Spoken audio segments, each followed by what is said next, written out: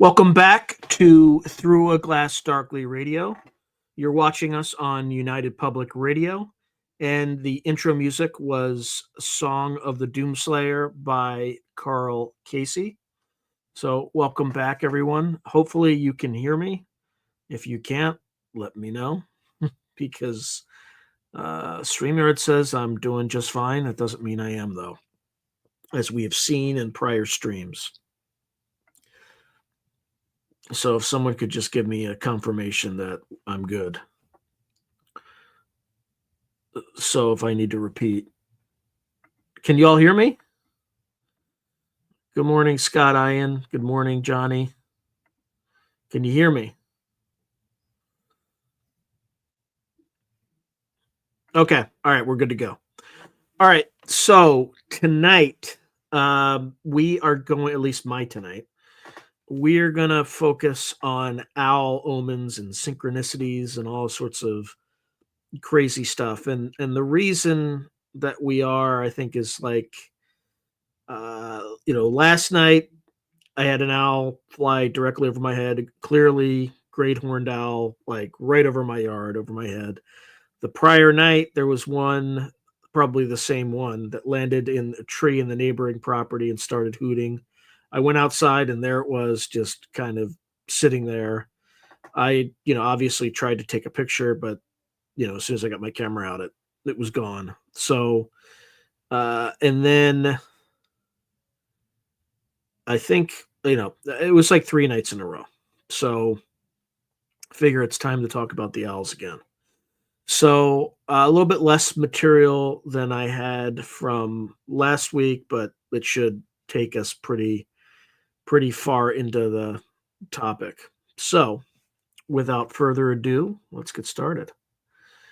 All right. So owls have fascinated human consciousness for millennia. Across cultures, these nocturnal birds are seen as omens and messengers from realms beyond ordinary sight. They show up in shamanic visions, prophetic dreams, and uncanny synchronicities, often at moments of initiation or great change. The symbolism of the owl is ritually dual. In some traditions, a guardian of wisdom and truth. In others, a harbinger of death or a disguise for hidden forces. Below, we explore the symbolic, spiritual, and paranormal significance of owl encounters, from shamanic initiation and dream lore to folklore of death omens and occult knowledge, culminating in how modern experiences, like strange run-ins with the great horned owl, might fit into these age-old patterns.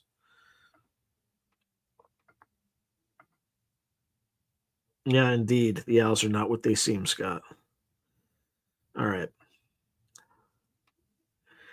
In shamanic traditions worldwide, the owl often appears as a powerful spiritual ally during the healer's initiation. Owls are revered as teachers and guides who can, quote-unquote, teach their ways to the shaman neophyte journeying beyond ordinary reality. Anthropologist Joan Halifax notes that during the initiatory crisis, animals such as owl, coyote, bear, or serpent may appear to the would-be shaman. Through these encounters, transmission takes place between human and creature, spirit, or element, as the initiate gains the animal's wisdom and abilities. In practical terms, shamans prize the owl's night vision and hidden knowledge. For example, Cherokee medicine people honored the owl as sacred for its ability to see in the dark, wishing to draw that power to themselves. In Mongolia, shamans traditionally adorned their headdresses with owl feathers to be endowed with the power to see at night, complementing the eagle feathers that gave them strength. Modern shamanic practitioners continue to report profound owl encounters as initiatory events. One healer describes being physically attacked by an owl on a forest path, only to realize afterward that this was a nature spirit initiation, inducting her into owl medicine. In shamanic belief, significant meetings with animals, an owl's strike, a snake bite, etc., can mark the moment a new spiritual ally claims the initiate. Owls, with their ability to traverse the veil of night, are seen as ideal gatekeepers between worlds. Shamans use owl feathers in ritual to journey to other realms, trusting the owl to guide them through the darkness of the unknown. Whether appearing in dreams, visions, or in the flesh, an owl's presence often signals that the shaman is being blessed with heightened sight, intuition, and connection to the spirit world. In many cultures, an owl companion is thus a hallmark of the visionary healer, a feathered initiate into secret knowledge. Okay. Yeah, it's amazing. I see them constantly now. I saw one. So Joe Fox, for those on the radio, is writing. I've only seen one in person in my 58 years. He was huge. So I would say until 2020, I've only seen one, and it was in the mouth of a coyote, which is in and of itself strange. Then in 2020, I captured a picture of one in Lone Pine, California, in a tree, just kind of sitting there and then flying away. And then after I interviewed Chris Bledsoe, I see them all the time now. I've seen owls in the last, I would say since 2023, I've seen more owls in that period than I've seen in my entire life. So yeah, and they're huge. Like they are absolutely huge. So in fact, when you look at the very beginning, when you see the countdown clock, that video is not stock footage. That's an owl that was on my back fence that I recorded on video. So like that owl was like real. I didn't pull that from somewhere. So all right, let's just get back to it. Okay, so owls in dream lore and nightly omens. Owls frequently swoop into our dreams and nighttime imaginations, carrying layered meanings. In traditional dream interpretations, an owl often represents one's own inner wisdom, the unveiling of secrets, or insight into unseen aspects of life.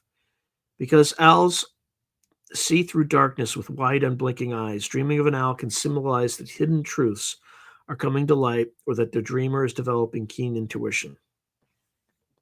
As one dream dictionary puts it, they are known for their keen vision and thus could symbolize your inner intuition or wisdom. Owls in dreams indicate hidden magical messages. If the owl in the dream is catching prey or staring intently, it may suggest the dreamer needs to pay attention, to watch and listen carefully in waking life for something overlooked. The specific image of a great horned owl in a dream carries particular weight in folklore. Some sources consider any appearance of a great horned owl in dreams, visions, or even waking life as a message of death, whether symbolic or literal. This does not necessarily mean a physical death. It could herald the end of a relationship or the death of old habits as one undergoes transformation. In other traditions, however, an owl dream can be auspicious. The Lenape people believed that if they dreamt of an owl, it would become their guardian in real life. Here, the owl is an initiator of a protective relationship rather than an omen of doom. What the owl is doing in the dream matters. A calm, observing owl might impart wisdom, whereas an owl's hooting or attacking could warn of something amiss. Culturally, many nightmares of owls have stemmed from the bird's historic association with death. Medieval Europeans hearing an owl's hoot at midnight felt a shiver of dread, a sense that some looming misfortune or death was being foretold. Likewise, many Native American tribes have viewed owl calls in the night as an ill omen. An old Apache or Ojibwa belief holds that if you hear an owl or see one perched outside your house, it could portend illness or death in the family. The ambivalence in owl dream lore reflects this split. An owl can either be a wise messenger from the subconscious or a harbinger of grief and loss. Ultimately, the great horned owl gliding through one's dreams forces a confrontation with the unknown, asking the dreamer to decipher whether the owl comes as teacher, warning, or guide in the dark of night. Okay, now we're going to move on to owl messengers, aliens, angels, fairies, and jinn. Beyond the realm of personal psychology, owls have long been viewed as messengers between humans and the others, be those gods, spirits, or extraterrestrials. In myth and modern lore alike, the owl often serves as a go-between for non-human intelligences. A striking example comes from contemporary UFO abduction research. Numerous experiencers report encounters with unusually large, staring owls right around the time of ET contact. Researcher Mike Cleland, who's been on this very show, has cataloged a wealth of firsthand accounts in which owls manifest in the highly charged moments that surround alien contact. In many cases, people remember seeing an owl and then missing time, hours lost with no memory after stopping to watch the owl. One theory is that these owls are actually screen memories, a psychic projection or implanted image used to mask an alien encounter. Under hypnosis, some abductees have recalled that the owl's face was a comforting cover over a more frightening visage of an extraterrestrial. As the tongue-in-cheek saying goes from as the tongue-in-cheek saying from Twin Peaks goes, the owls are not what they seem. I think somebody actually posted that in the comments section before I said that. Perhaps quite literally in UFO lore, the owl may seem ordinary, but heralds something otherworldly lurking behind it. Not all owl messengers and paranormal accounts are tied to aliens. Some take on a mystical or angelic role. In folk belief, an owl appearing at a strange time can be interpreted as a spirit guide or angel in disguise, delivering a message. Modern spiritualists sometimes regard a white owl crossing one's path as a sign that one's angels or ancestors are near, offering guidance, though this view is more personal gnosis than an established doctrine. In the fairy lore of the Celtic lands, owls also make curious appearances. The owl is sometimes said to be the bird of Gwyn ap Nudd, the king of the fairy realm, acting as his watcher in the human world. There's even a tale of a fairy known as the Little Old Man of the Barn, who wears a single white owl feather in his cap, a charming detail suggesting owls are incorporated into the attire of otherworldly beings. Such stories imply that fairies and nature spirits may communicate or mark their presence through the sight or sound of an owl. The owl's ability to move silently and see what humans cannot makes it an ideal emissary of the unseen, whether one imagines that as a fairy in the woods or an angel on high. On the darker end of the spectrum, owls have been linked to demons and shape-shifting witches. In Middle Eastern folklore and medieval grimoires, certain spirits were said to take owl form. A famous example from Western occultism is Stolas, one of the Goetic demons described as a great prince of hell, who appears in the shape of an owl and teaches astronomy and knowledge of herbs and precious stones. This demon owl embodies the old idea of forbidden or hidden knowledge, literally an owl spirit tutoring magicians in sacred wisdom. In Jewish lore, the figure of Lilith, Adam's first wife turned night demon, was often depicted with the wings and claws of an owl, associating her with the predatory nocturnal bird. Folk stories on both sides of the Atlantic also describe witches transforming into owls to work malefic magic under cover of darkness. The Mexican legend of La Lechuza tells of a vengeful witch who sold her soul to the devil and can morph into a giant owl with a woman's face, screeching in the night to lure unwary victims. Many campesinos still hang charms and watch the skies warily to ward off La Lechuza's malevolent gaze. Similarly, some Native American and African traditions hold that witches or evil spirits ride upon owls or even possess them. The Yoruba people of West Africa, for instance, believe that wicked ghosts can inhabit owls and make people sick, which is why owl figurines are hung in homes as protection. In all cases, the owl is seen as a vehicle or avatar for non-human entities, be they benevolent spirits or malevolent demons. The owl's natural eeriness at night, its sudden appearances and disappearances, make it a perfect mask for the supernatural.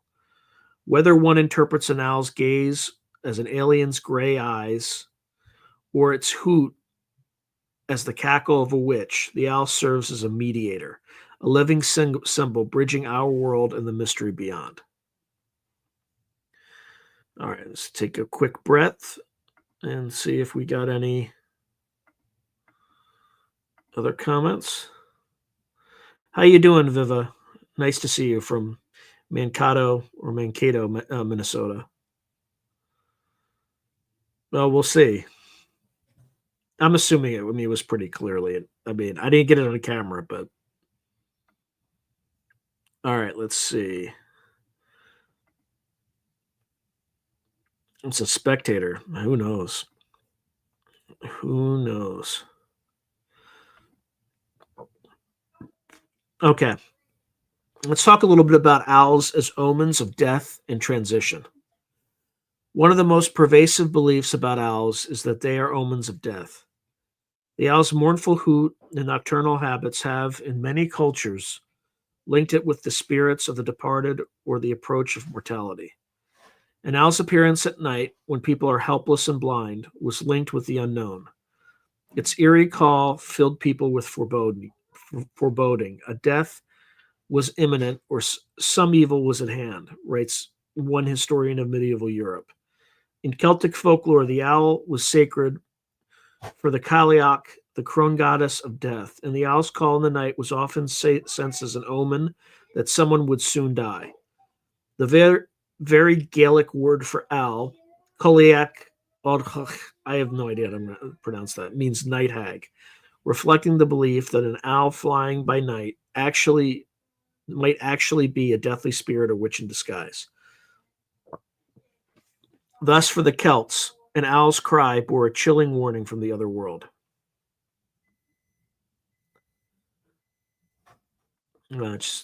Fast Mama Gemma saying there's a lady in YouTube. She has a big owl pet. The owl flies to her shoulder but does not hurt her. Huh. Yeah, give a hoot, don't pollute. Yeah, exactly. This is Woody the Owl. All right. Just going back and continuing.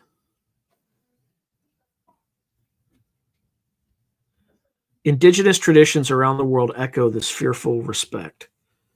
Many Native American peoples have long regarded owls as closely tied to the spirit of the dead. For the Apache and Ojibwa, for example, owl is often an omen of death or destruction, a sign that terrible news may soon arrive. It was said that hearing an owl's hoot near your dwelling or finding an owl feather mysteriously placed could herald an impending death in the community. Even today, some Native American elders advise that an owl sighting should prompt one to be careful and spiritually prepared, as it might be a messenger from the spirits. A poignant modern anecdote comes from a woman tending to her dying father. She recalls sitting outside on a still Halloween night, listening to the hoot of a resident owl, and knowing then that my dad was going to pass that night. Indeed, he died just hours later. Such stories illustrate how deeply the owl's presence is intertwined with the moment of transition from life to death. At the same time, not all cultures view the owl's connection to death as negative. In some traditions, owls are seen as psychopomps, guides who help ferry the souls of the dead to the next world. The Hopi of the American Southwest associate the burrowing owl, Koko, with Masal, the god of the dead, a guardian of the underworld who also tends to the growth of seeds in the dark earth. In Hopi belief, the Watcher of the Dark is feared and revered in equal measure. He presides over both death and the promise of rebirth, or germination. Certain California native groups held that after death, the virtuous person might become a great horned owl, while the wicked would become a screech owl or barn owl, reflecting the soul's true character in owl form. Along these lines, peoples of the Sierras said that a great horned owl would sometimes carry the souls of the dead to the underworld, escorting them on that final journey. In the Pacific Northwest, the Kwakiutl and other coastal nations believed owls were the souls of departed people. To harm an owl was to harm the human spirit it contained. Thus, an owl's hoot could also be interpreted as an ancestor's voice, and an owl appearing might mean an ancestor's spirit is nearby. The dual aspect, owl is doom versus owl is guide, underscores a larger theme. The owl is a bird of transitions. It thrives in the liminal hours of dusk and dawn, in the limbo between life and death, waking and dream, this world and the next. Small wonder that the Mayans and Aztecs believed owls were companions or messengers of the death gods, carrying messages from the underworld to those above. Even in the Bible, owls are listed among the creatures of desolation, dwelling among ruins and tombs, hinting at their role as attendants of death. To see an owl or hear its cry was to be reminded of mortality and mystery, whether it struck fear or offered comfort, depending on the context. An owl perched quietly on a windowsill might be a silent guardian watching over a dying loved one. An owl shrieking in the woods might be a warning to stay away. In essence, the owl stands at the threshold, a symbol that some great transition is underway or about to occur. Beyond omens and spirits, the owl also embodies the pursuit of esoteric knowledge, the wisdom of the hidden and the nocturnal. From ancient Greece to modern secret societies, the owl has been a symbol of wisdom, insight, and mystery. The Greek goddess Athena, patron of wisdom, famously kept an owl companion on her shoulder, which by its magical inner light revealed to her truths unseen by others. The owl of Athena could literally see in the dark, allowing the goddess to perceive the whole truth, rather than just the daylight half-truth. Ever since, the owl has been associated with philosophers and sages.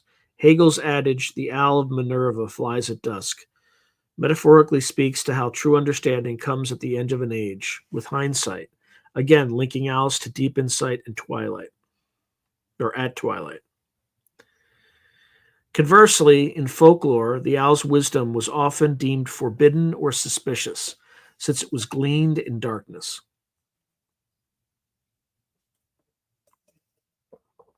The Romans, in awe of the owl's night vision, but fearful of its eerie powers, believed that witches could turn into owls to enact their sorcery.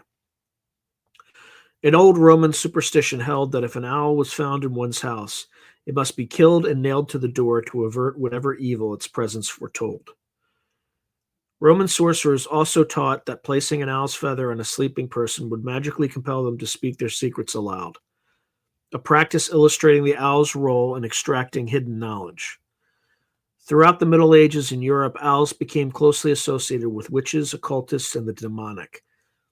Art from that era often showed owls perched on the shoulder of a witch or flying alongside demons, entrenched in the imagery of the left-hand path. By the 16th and 17th centuries, an owl seen in the wrong place might spur witchcraft accusations. As one source summarizes, by the Middle Ages, the owl had become the associate of witches and the inhabitant of dark, profane places, a creature both foolish but feared. This reputation persisted into Halloween iconography, where owls, along with bats and black cats, still represent the spooky, occult side of night. Yet even as owls were demonized by some, occult philosophers and secret societies reclaimed the owl as a positive emblem of wisdom. The Freemasons and Illuminati legends often feature the owl as a symbol of seeing through the darkness to illuminate truth. A notable model example is the Bohemian Grove, an elite secretive gathering, which adopted a giant owl statue as its central symbol. In the annual Cremation of Care ceremony, robed members address the owl as the Owl of Bohemia, calling it great symbol of all mortal wisdom and beseeching its counsel. According to accounts of the ritual, the owl, described as the totem animal chosen for its wisdom and silent nocturnal vigilance, represents collective enlightenment guiding the group's intentions. Here, stripped of superstition, the owl becomes almost a secular idol of wisdom, invoked to banish the figurative dull care. Likewise, in neo-pagan and Wiccan circles today, the owl is frequently honored as a creature of clairvoyance and astral travel. Modern witches speak of invoking owl medicine when they wish to see the unseen, whether that means uncovering a secret or moving between the worlds during ritual. The owl's gift, after all, is the ability to pierce illusion, to navigate the starry night with clear sight. In this sense, the owl represents the very heart of the occult, a world which means that which is hidden. Owl is the keeper of hidden knowledge. All right, let's just take a quick look at some of the comments. Okay.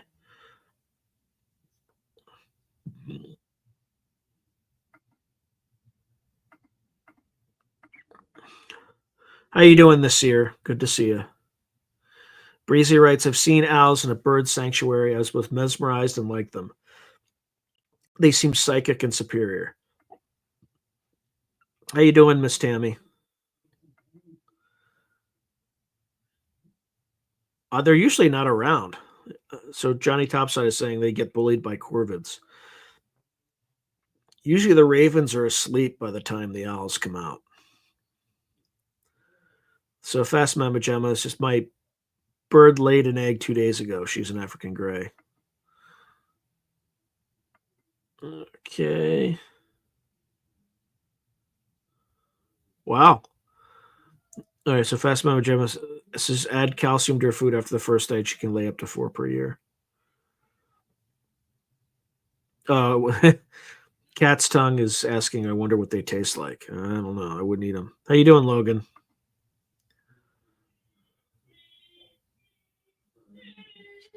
Thanks, Miss Tammy. So, Miss Tammy, is any of you have Kingdom Element? I just published a short story called Whispers of the Weird. The imagination is where the mind is free to store. Yeah, feel free to check it out. You can put the link, if you have a link or anything like that, or just look it up in Amazon, Whispers of the Weird. Oh, boy. All right, well, thank you, Miss Tammy. Yeah, it's free, so check it out. Hey, Miss Tessa, good to see you.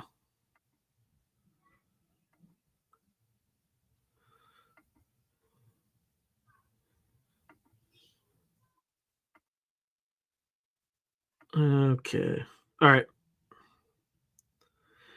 I am located in the East Bay, East San Francisco Bay. Okay. All right, let's get back to it. All right, so we find owl symbolism in window traditions beyond the West as well. In Hinduism, the goddess of learning and prosperity, Lakshmi, is sometimes depicted as riding an owl or accompanied by one. The owl in this context signifies discernment, the humble pursuit of knowledge even in darkness, and warns against ignorance or conceit on the spiritual path.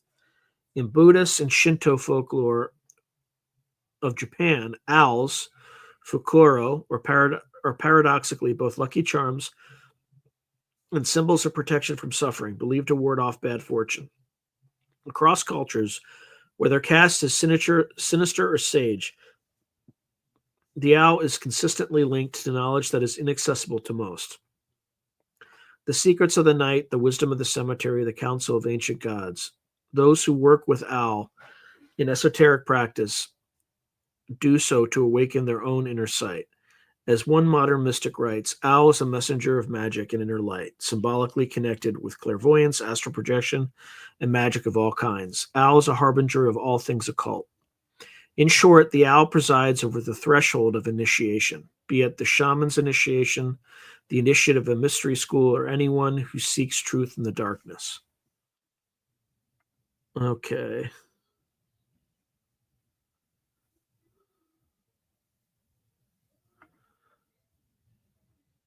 Yeah, it should be illegal to hunt them. Huh. I don't know anything about the San Francisco parrots.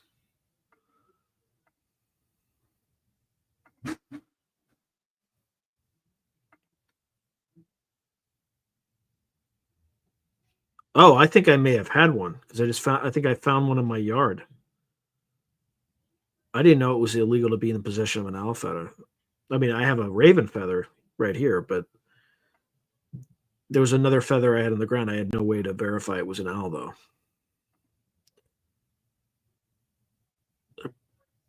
My guess, Breezy's asking why did they kill green parrots in San Francisco? I imagine it's an invasive species. So, but again, I don't know for sure. Okay.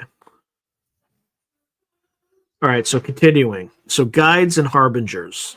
The dual nature of owl omens.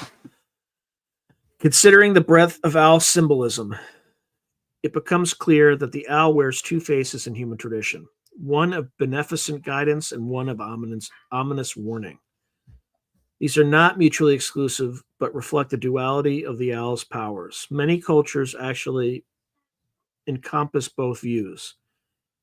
Among Native Americans, for instance, the owl can be a protective spirit to some tribes and a sign of impending death to others. The Pawnee revered the owl as a protector against danger, whereas their neighbors, the Ojibwa, associated owls with evil and death, even as a mark of high status shamans, interestingly. In the Southwest, the Hopi feared the owl as a death god while also relying on it to guard the germination of life in the earth. The Janus-like quality made the owl an ambivalent figure. To hoot twice could mean fortune, to hoot thrice misfortune, or vice versa, depending on the local lore. What underlies the dual role? On one hand, owls are night hunters of pests. They protected crops by devouring rodents, which led some farming cultures to prize them. For example, the Yakima of the Pacific Northwest saw the owl as a helpful totem animal, and the Pawnee, as noted, saw it as a safeguard. Even the ancient Greeks, who generally favored the owl, believed an owl flying over an army before battle was a divine sign of victory and protection. Owls also symbolized truth-telling.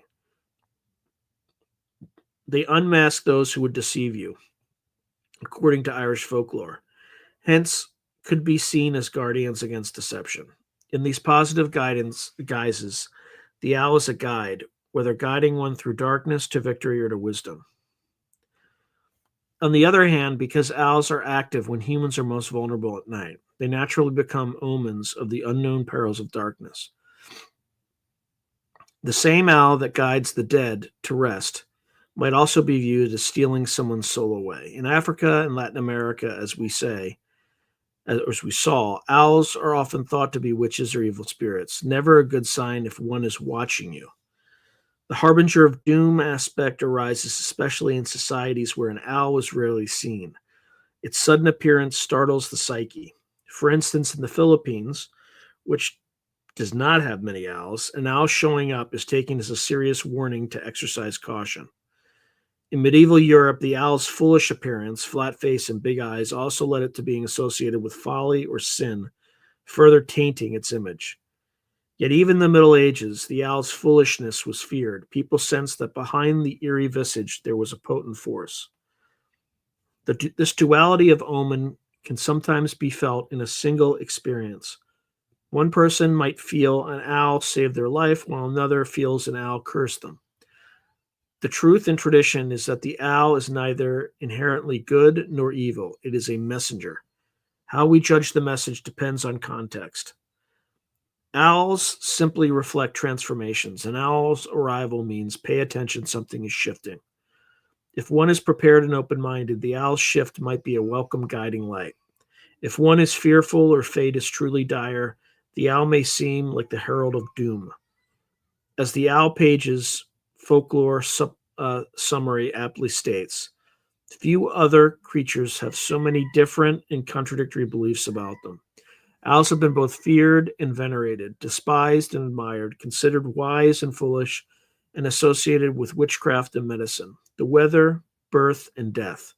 In short, the owl bears whatever message we most need or fear to hear.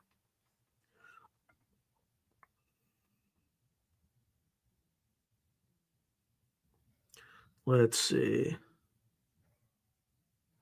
Sorry, I'm just taking...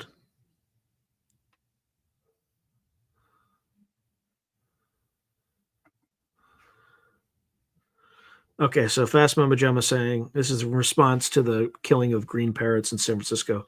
I think somebody decided they were invasive, and then they got wiped out. The owl police are coming for me. It's good that we focus on important things in the San Francisco Bay Area. I mean, you could steal up to $900 at Walgreens, as long as you're not. Well, I'm not going to say that, but as long as you have certain demographic characteristics. If you don't, you'll be prosecuted to the fullness of the law. But But heaven forbid if you have an owl feather that you picked up off the ground. Whew. We had the same issue when I was in the army in the Mojave Desert. They were like, if you had like a tortoise shell, you could get fined $10,000 because they would assume you killed a tortoise, a desert tortoise. All right, so Fast Mama Jama is saying the macaw in Miami are awesome. They are invasive. It's like swans. They are all invasive.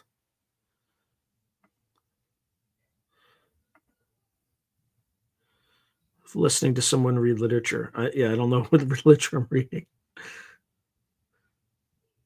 Yeah, well, humans are invasive. Huh. Fast Mama Jama is writing, crows work with coyotes to kill small prey and eat leftovers.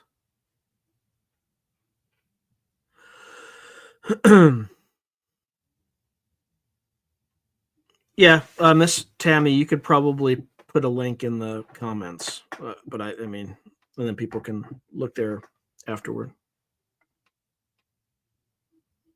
All right, crows like peanuts. There are videos to learn to friend crows. Yeah, well, I have ravens where crows are closer to there's more ravens out in the wild, like in the parks and stuff like that, and there's kind of crows near like shopping centers for obvious reasons. Yeah, I don't think they're evil either. Cat's tongue, who writes, I like to believe they are messengers, not evil. Yeah, I heard they do that, and they recognize your face for sure. They did like a experiment at Harvard. So Johnny Topside is writing, I made friends with a crow, brought me gifts, and left them on my truck. Yep. So Breezy wrote, a crow flew up to me while I had popcorn, which I shared with him.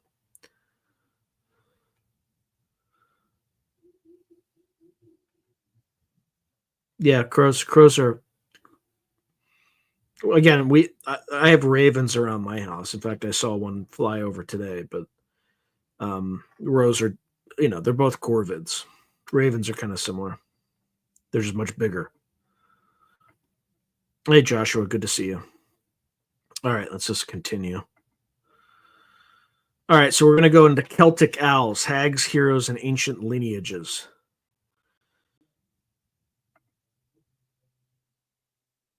Yeah, I just had to. Yes, ravens are sweet and mystical. Absolutely. All right, so in Celtic mythology and spirituality, owls occupy a special niche colored by the Celts' reverence for nature and respect for omens. The owl in Celtic lore is strongly linked to the feminine and the other world. A famous Welsh myth from Mabinogion tells of Biodewed, a woman magically created from flowers who was cursed and transformed into an owl as punishment for betraying her husband. Blodeuwedd, meaning flower face, is thus doomed to wear the face of a bird of night.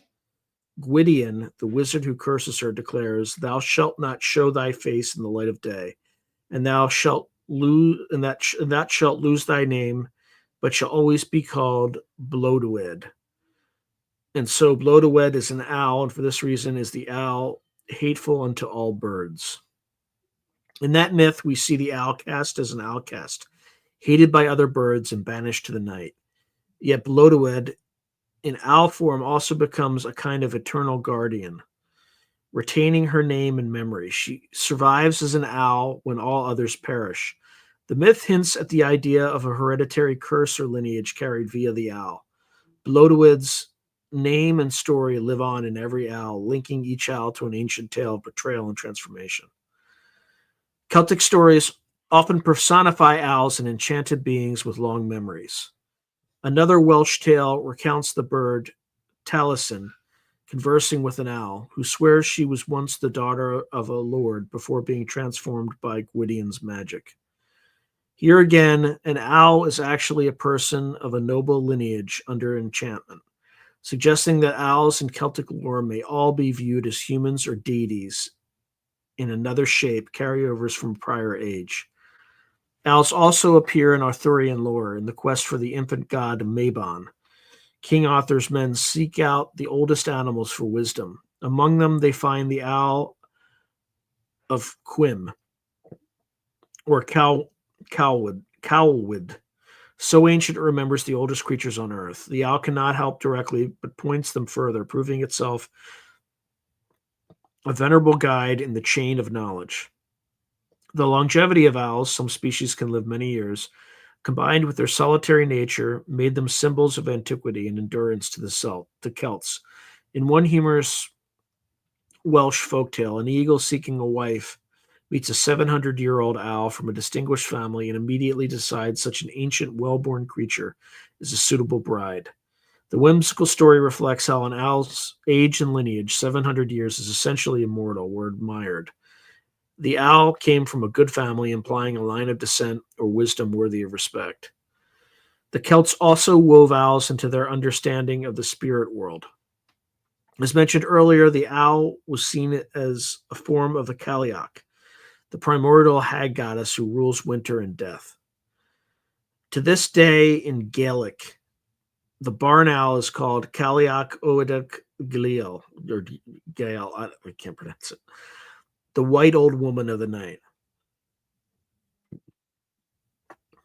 This epithet encapsulates the Celtic version of the owl as the wise crone spirit, aged, potent, and a bit fearsome.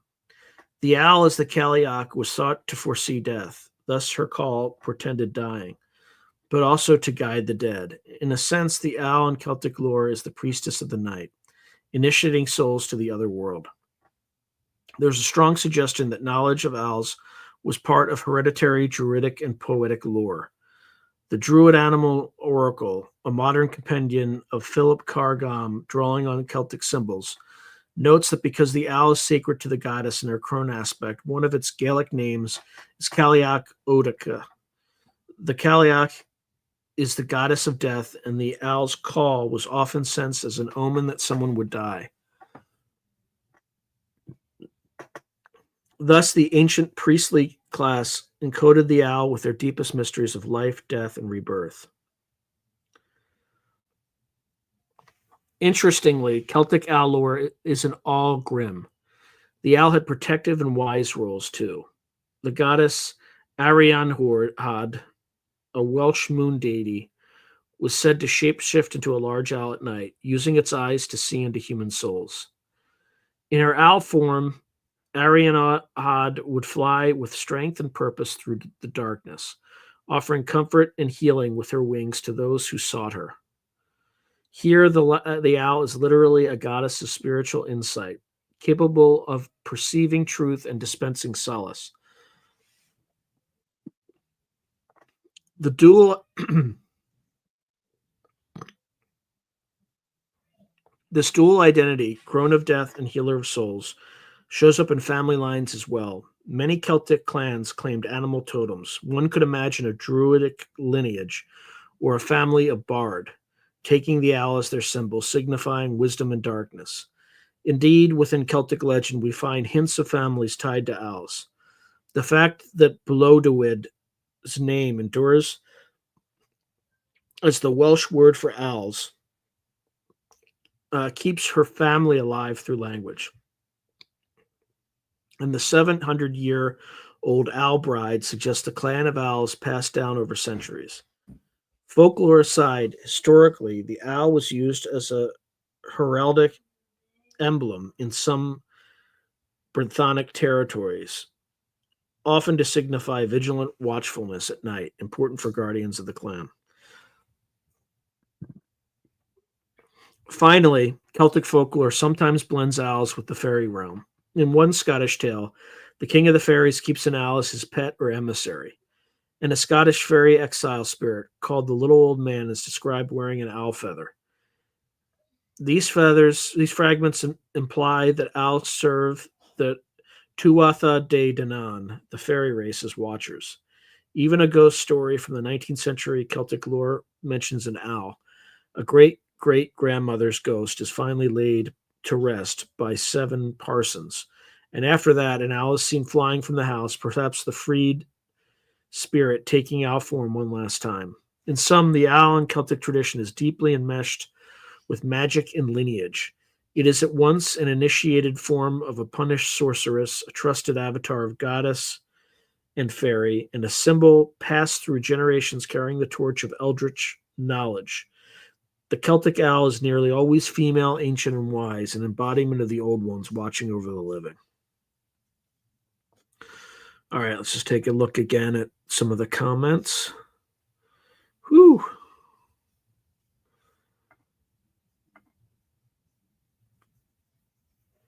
Yep, Lucid, good to see you. Yeah, odd as I came home today, I found a feather. It's patterned like an owl's. Thank you, Miss Tammy. I appreciate that. Hey, Timepiece Adventures, good to see you. Thanks for coming back. Yes, so Salus had a chart of the Egyptian animal gods, birds, lions, and others among them. Interesting. Ian Carroll also had a little footage of the telepathic kids in his latest video. Interesting.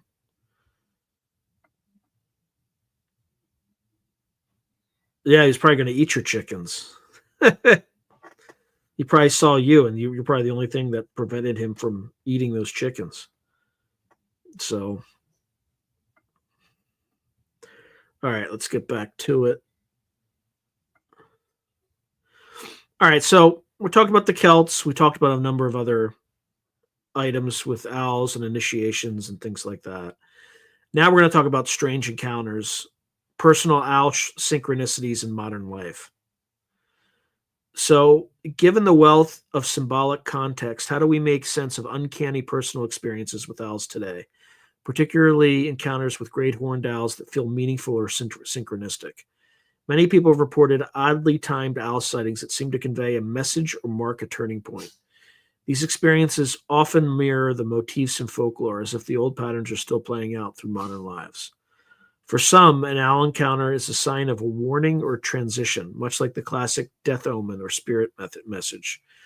One poster on a forum shared that when a white owl hovered outside the window at night, they felt a visceral fear, and soon after experienced a baffling period of missing time, suggesting an otherworldly encounter was unfolding in line with UFO abduction lore. Another person described hearing an owl hoot relentlessly while caring for an ill parent, intuitively knowing from the sound that the end was near. The parent passed away shortly thereafter. In these cases, the owl seems to act as the harbinger, its presence heightening the percipient's awareness that something life-changing or life-ending is imminent. The emotional impact, fear, awe, or sorrow echoes the age-old response to owls in myth. For others, owls have appeared as protectors and guides in moments of danger. Mike Cleland relates a story from one of his correspondents. A woman saw an owl at 4 a.m. perched by the road just before her car inexplicably careened off a mountain highway. The vehicle was destroyed, yet she walked away unharmed, as if the owl's apparition buffeted her from harm.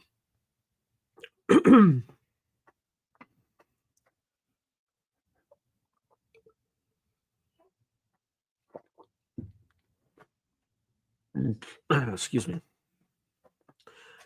She felt the owl's appearance and her miraculous survival were linked. Perhaps the owl was a guardian that intervened. There are also accounts of people encountering a great horned owl and subsequently feeling a profound spiritual awakening or shift in perspective rather than any external event. Cleland notes that not all owl reports involve aliens or tragedy. Many are mystical links, personal and hard to characterize, where an owl sighting triggers a deep inner realization or a sense of connection to the universe. In these synchronistic cases, or synchromistic, I never heard that word, these synchromistic cases, the owl might be acting as a herald of truth consistent with its role in wisdom traditions. The person may later say, after I locked eyes with that owl, I knew I had to change my life, indicating the owl catalyzed a personal transformation, a modern initiation of sorts. What is striking is how frequently these owl encounters cluster around threshold moments in people's lives. They happen at 4 a.m., the liminal time between night and dawn, or at points of crisis and decision, such as illness, travel, or spiritual questing. One might start noticing owls everywhere when delving into meditation or during a period of intense creativity, almost as if the universe sends an owl as confirmation that one is on the right path or diving deep enough. The phenomenon of repeated owl synchronicities, say seeing an owl 3 nights in a row after never seeing one before, can feel decidedly uncanny. By the way, I saw an owl 3 nights in a row. So again, last night, the night before, and then I think it flew over my head the night before that. Cleland himself experienced a flurry of owl weirdness when he began probing the owl UFO connection. Many experiencers report that once they pay attention, the owls keep coming, as if responding to the attention with more appearances. This feedback loop reinforces the sense that an intelligence, call it spirit, the universe, etc., is using the owl as a language to communicate. When an individual with some knowledge of myth encounters a great horned owl in a surreal or emotional moment, they may naturally map it to these broader traditions. A person with shamanic leanings may interpret a close owl encounter as a calling to shamanize or a blessing from owl spirit, very much in line with indigenous views of owl medicine. Someone versed in fairy lore might wonder if a fae or ancestor is watching them through the owl's eyes. A UFO enthusiast might recall that owls are screen memories and question if they had a brush with aliens. The meaning drawn can vary, but universally, the owl demands that we stop and reflect. It is this quality that makes an owl encounter ripe for synchronicity. Our psyche is primed to find meaning in it. Ultimately, personal owl synchronicities invite us to anticipate in the age-old dance of interpretation. The owls that cross our path connect us to a collective veil or well of symbol and story. Whether we see them as guides or ghosts, teachers or tricksters, perhaps what matters most is that we see them all, or see them at all. The owl invites us to pay attention to the mysteries around us.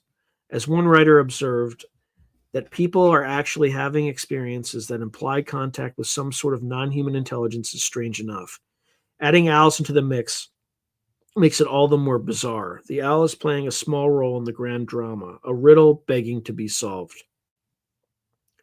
In solving that riddle, we delve into our own spiritual and paranormal beliefs. In conclusion, owl synchronicities carry a rich tapestry of meanings. They can signal initiation into wisdom, deliver messages from beyond, warn of endings or blessings or bless new beginnings. The great horned owl in particular looms large as a potent symbol, its hoot echoing the voice of night itself. Across shamanic journeys, dreams, folklore, first-hand accounts, the owl stands at the threshold of the sacred and the uncanny. It reminds us that the world is far more connected and enchanted than it sometimes seems in daylight.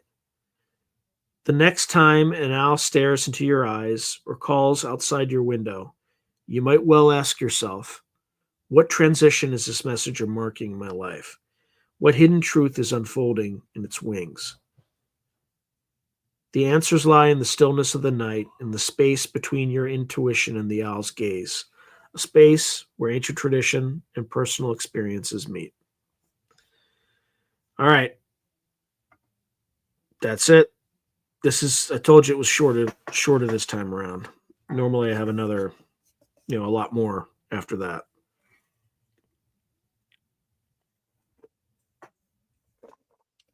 Oh, brother. All right, let's take a look at all the things that I missed.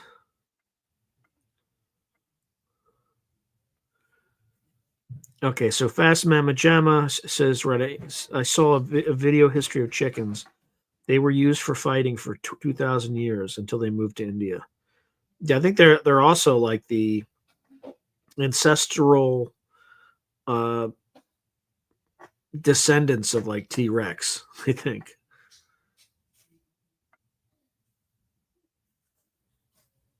No, Chikens, I guess. China.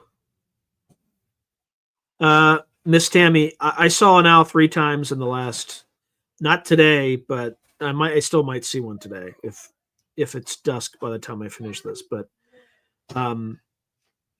last night, the night before last, and the night before last. And that's only recent. Like I have all sorts of, I see them all the time. Like I see them. I shouldn't say all the time, but I probably see them at least once a month. So, but yeah, in the last few days, I saw an owl, 3 times in a row.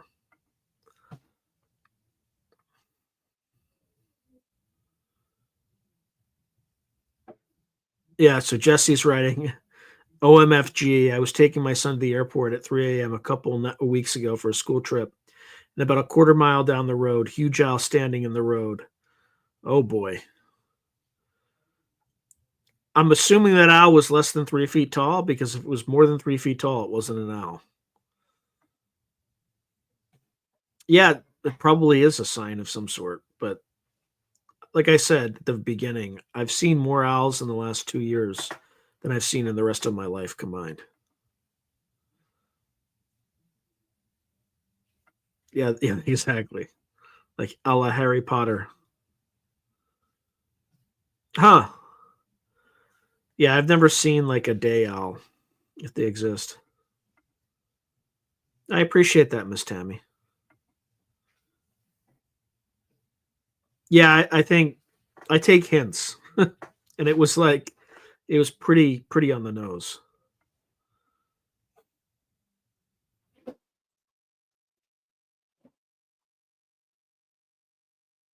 Yeah, so Timepiece Adventure writes, Sean, I believe you're in California. Are you living in a more urban environment or close to a canyon, etc.? Many bird species here in urban San Diego: crows, seagulls, herons, various hawks, etc. So I live up against a park in the East Bay, San Francisco Bay. So it's not urban, but I would say it's heavy residential. Um, but I routinely see red-tailed hawks, ravens, and then sometimes at night owls. Agree. Life is indeed mysterious, Miss Tammy.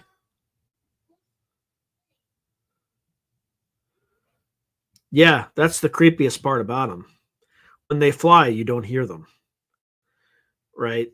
Like sometimes if an owl flies over you or a raven, you can actually hear the wind like hitting up against their wings. Owls, you don't hear anything. It's just pure silence as they fly over. So Jesse's writing, honestly, though, it was hard for me to put the son on that plane, but I said a prayer to Uko and he made it home safe. That's good.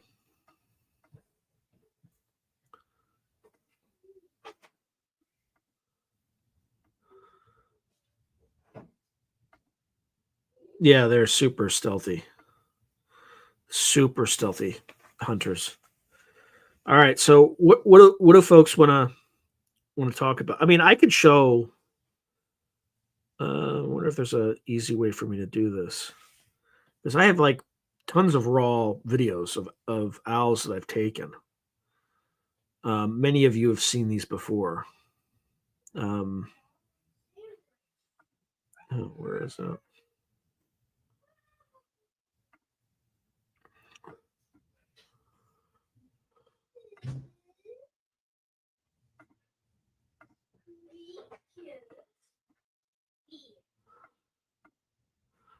Just give me a second when I pull some of this stuff up.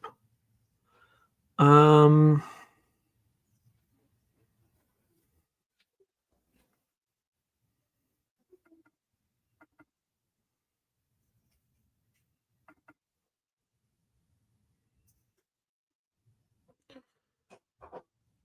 let's turn this down. So here's one. Let me see if I can share this in a way that.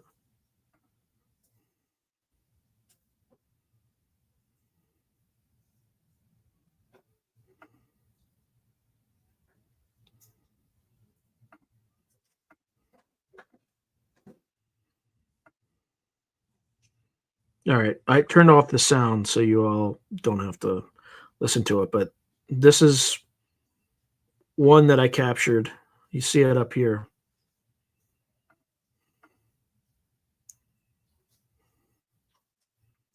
Again, that's a great horned owl. And it's looking directly at me because it has far better eyesight than I do.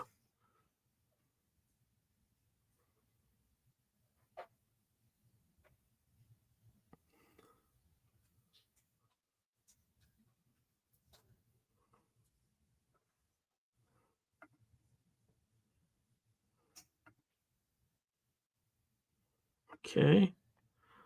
I would like to just close this. All right, I'll figure that out after I stop sharing. Okay. All right, let's look at it. Another one.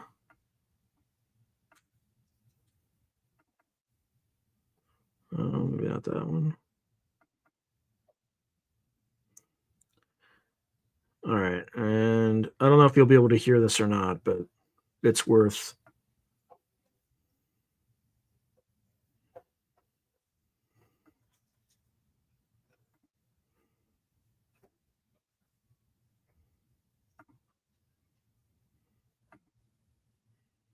Mm,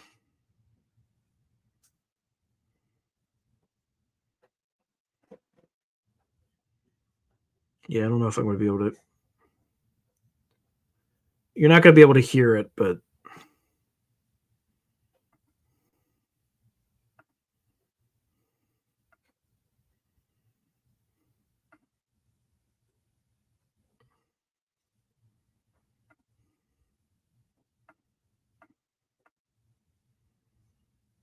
really don't like that thing.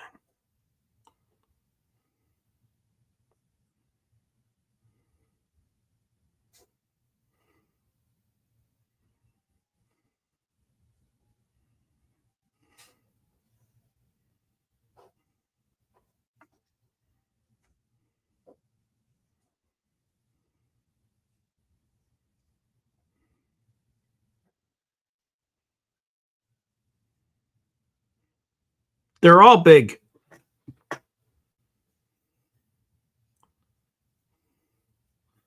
All right, and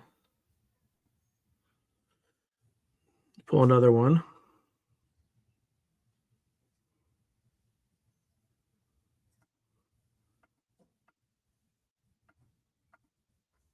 I still got more. I mean, like I see these things all the time, and they are huge. They're all huge. Um, Again, these are specifically great horned owls. All right, here we go. Again, my apologies for the jerky camera movements because these are just unedited videos. This is just kind of what I recorded when I recorded them. All right, give me a second.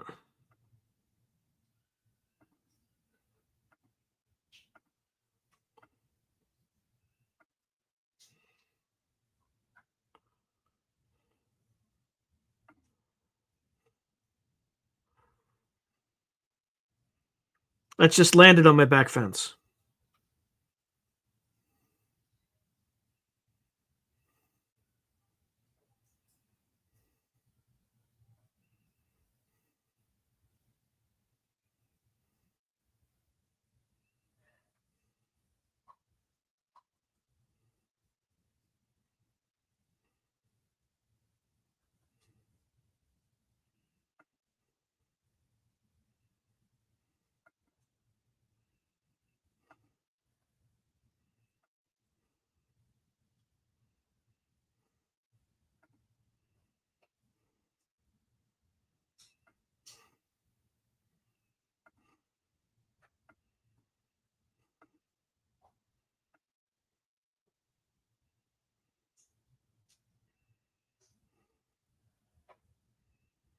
I, I'm glad you can't hear it, or if you do hear it, I'm just like whistling at it right now.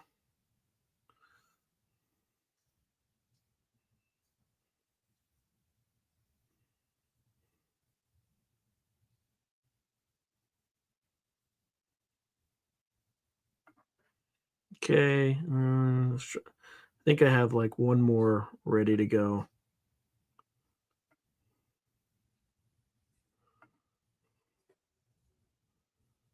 It's the same. It's the same. Like it's the same owl, just a little bit closer, I think. Hold on. Yeah, it was around like 6 p.m. at the beginning of dusk. I think that was about a year ago or 2 years ago. Forget. I mean, I can always verify, but let's see. There we go. There's the last one.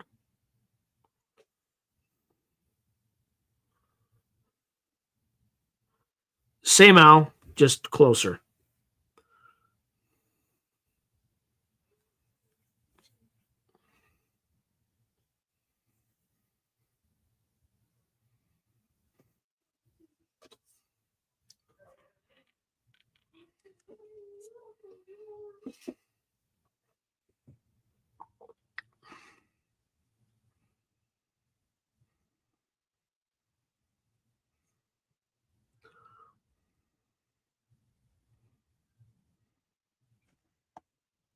All right.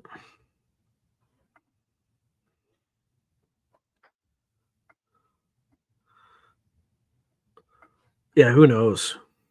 Slow blink. Yep. They're amazing, amazing animals. Oops.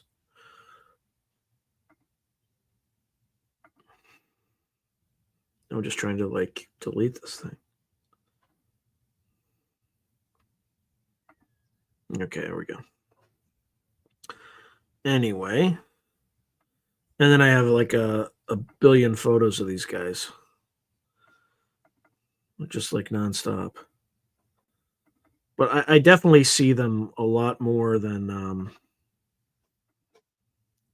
I think most people should. Let me see if I can.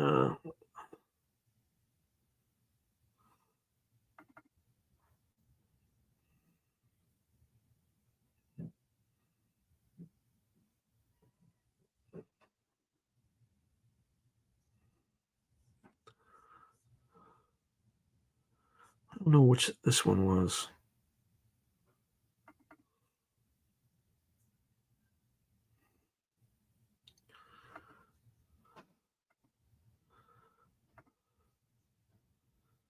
Um,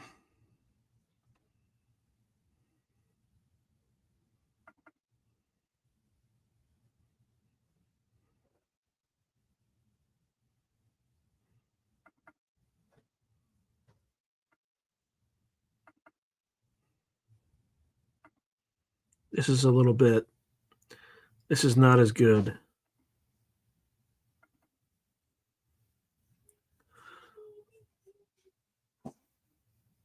All right. This is the first one I think or the second one I've seen in my life. This is the one I'm going to show you now. Uh,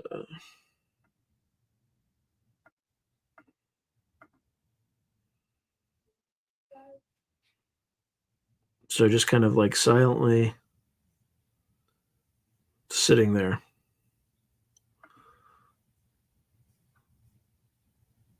And it's hard to tell that it's hard to confirm that it's actually an owl. However,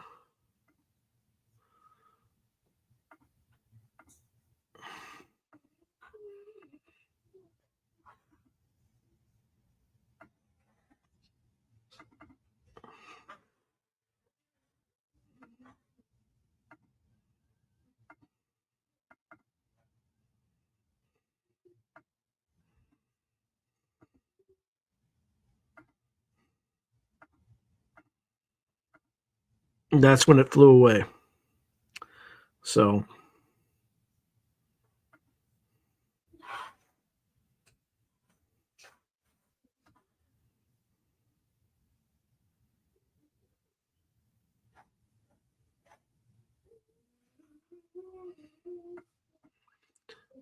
oh, there's rodents in my backyard. We have like squirrels all over the place. There's definitely there. I mean, that's what brings some of them there.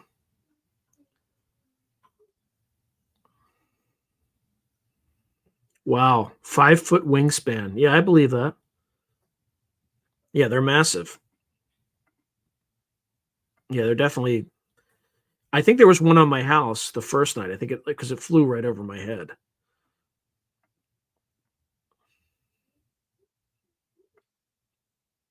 Maybe. I mean, if it's the same owl.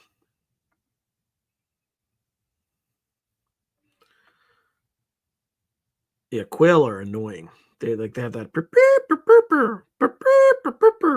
If you ever hear that, they're like these big fat like these little fat birds that shouldn't be able to fly, but they can. All right. Anyway, I'm sure I have a ton of other photographs, but those are the that's most of what I have amassed thus far on owls. But I see them a lot more. In fact, I'm curious how long they live. Let's find out. Let's ask ChatGPT.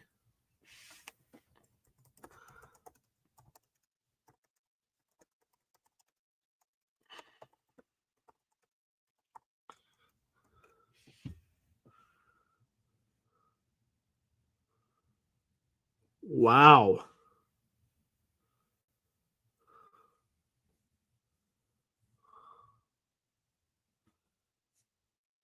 So in the wild, their average lifespan is 10 to 15 years.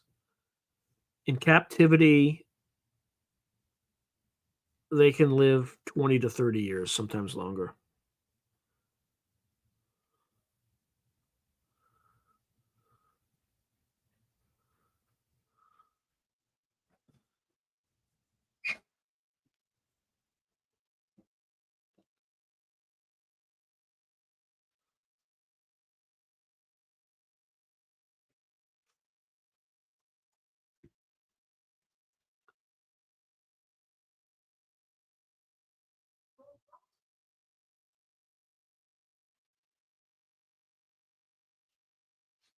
Huh.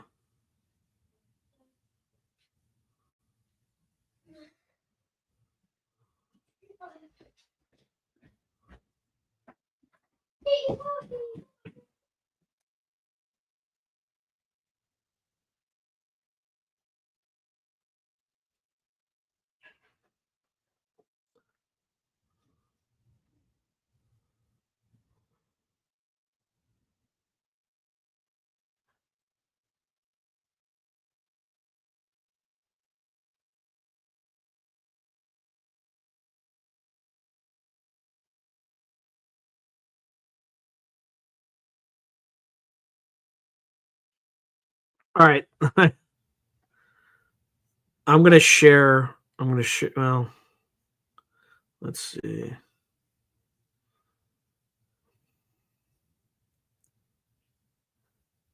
Okay. So there's top signs a great horned owl is nesting nearby. So number one, there's regular calls, especially at night. So deep, soft hoots. You know what they all sound like.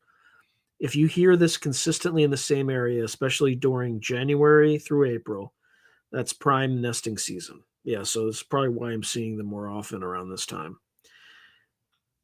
Uh, there's whitewash, which is basically owl poop on the ground. So look for white streaks on trees, rocks, fences, or the ground beneath tall perches. Owls tend to pick a few favorite roosting spots. There'll be pellets nearby, so grayish football shaped regurgitated pellets made of bones and fur. You'll find them under trees or perches they use often. If you see other birds loudly mobbing a specific tree or clump of branches, it could mean an owl is roosting there. So it's aggressive crows or jays. And they nest in a high spot. So great horned owls don't build their own nests. They reuse old hawk or squirrel nests or nest in tree hollows, cliffs, or even abandoned buildings. And then if you walk outside at dusk or dawn and see a large silhouette gliding silently overhead, that's probably your owl. Their wingspan is huge, up to 5 feet, but they're ghost quiet when they fly. So now ChatGPT is asking me, would you like to identify their calls with audio or get ideas on how to track or attract them responsibly. I know what they sound like, but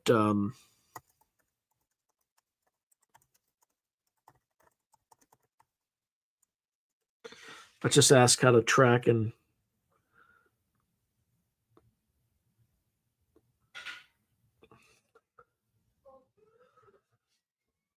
huh. This is interesting.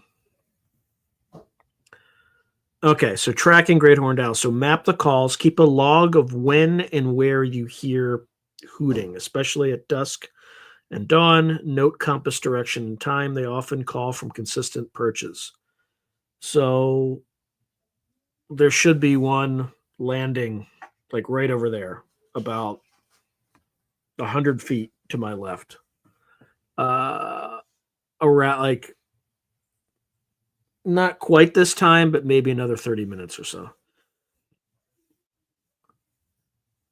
And then apps like Merlin Bird ID or Audubon can help ID and geotag calls.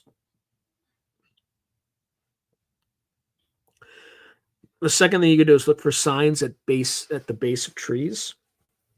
So whitewash and feathers near trunks. Focus on tall conifers or dead snags near open areas or fields. Okay, so yeah, the tree that they stand on is I think is in the neighbor's yard, and it's a redwood. At dusk, watch tree line or tall perches for large silhouettes taking flight. Binoculars and a quiet, dim flashlight, red filtered, is best, and they help. Okay, so provide roosting, nesting habitats. So leave tall, dead trees or snags if safe. They love perching on them. Yeah, I've actually walked up on one before where it was just perching on a dead tree in the park behind my house. You can install a great horned owl nesting platform 15 to 30 feet high near woods or field. And bonus, they'll use abandoned hawk, squirrel, or raven nests. Keep outdoor lights low at night. Avoid pruning trees in winter, spring. Owl nesting season is January through April. Keep the food chain intact. Don't use rodenticides or poison. They eat mice, rats, rabbits, etc. Owls will naturally be drawn to areas with abundant prey and good cover. Use playback cautiously. You can play owl calls from apps or speakers to attract a response, especially during mating season, but don't overdo it. It can stress them. Try short bursts of male, female hoots spaced by 5 to 10 minutes. And a quick word of caution, they're very territorial, especially when nesting.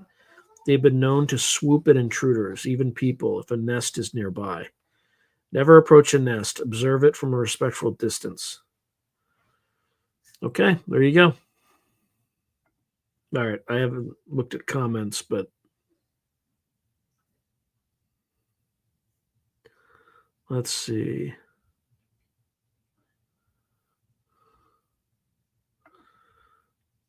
Oh, wow. 1998.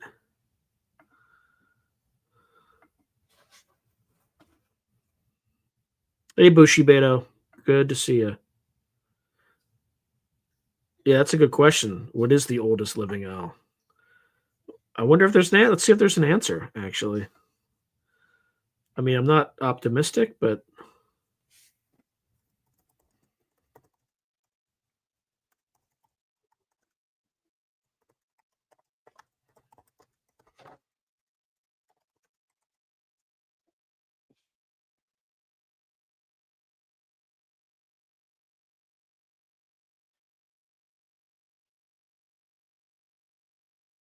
huh. Well, there's an answer. So, notable examples: Barney the barn owl. As of May 2016, Barney was reported to be 30 years old at the Barn Owl Center in the UK. Barnaby the barn owl, I guess it's the same one. In 2014, Barnaby, residing in Ohio Wildlife Center, was documented to be 26 years old. And then there was the Eurasian eagle owl. The species has been known to live up to 68 years in captivity. So, nothing here about great horned owls, but still interesting.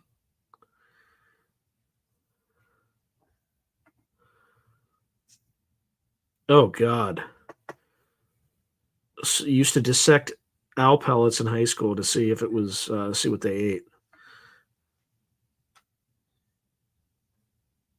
Yeah, that's fair. That's a fair concern.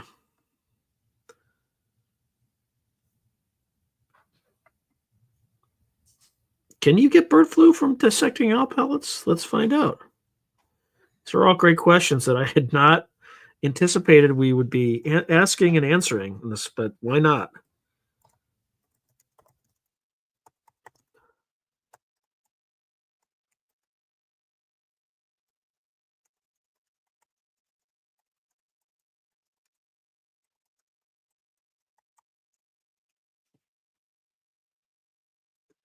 Well, great question. And yes, there's a small but real risk of disease transmission from handling owl pellets, but bird flu, avian influenza specifically, is highly unlikely in this context. Let's break it down. So, very likely, bird flu viruses are generally spread through fresh feces, respiratory droplets, or direct contact with infected birds.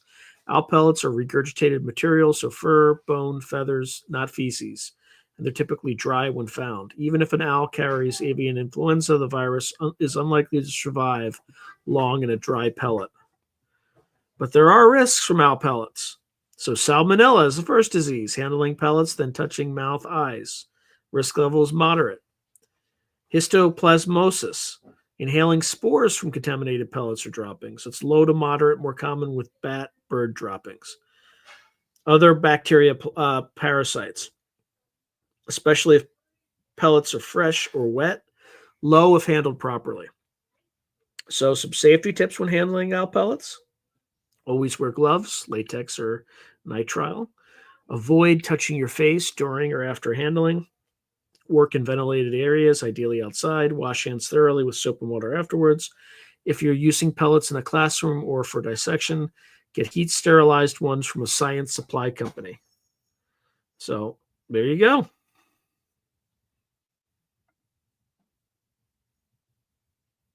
Okay.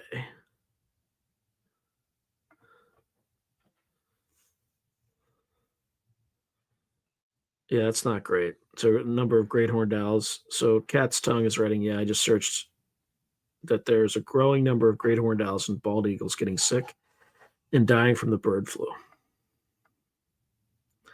All right, so interesting fact: great horned owls can generate 300 psi pounds per square inch of crushing power in their talons, close to an 8-inch talon spread. For comparison, my hand from pinky to thumb is 7 inches. Ugh. Yeah, I mean, we'll just pull out a random picture of one. Let's see, just so you can see.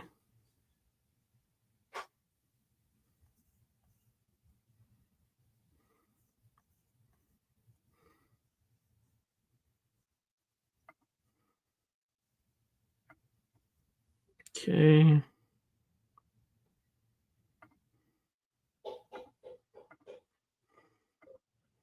Yeah, so look at those talons right there.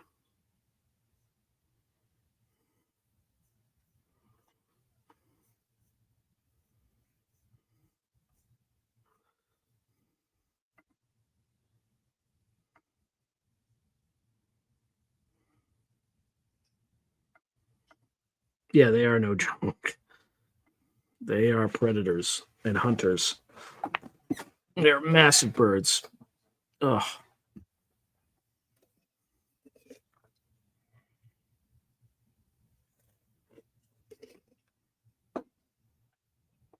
I'm curious. It's just dark. I mean, it's not dark enough, but it's getting close. We'll see if they show up in a fourth night.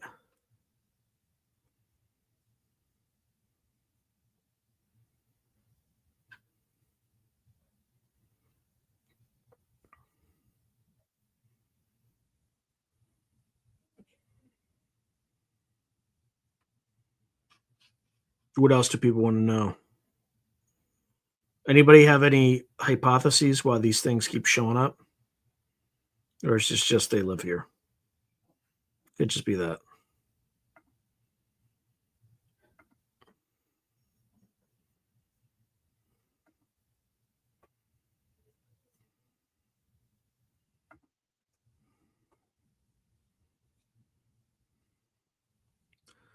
Let's see.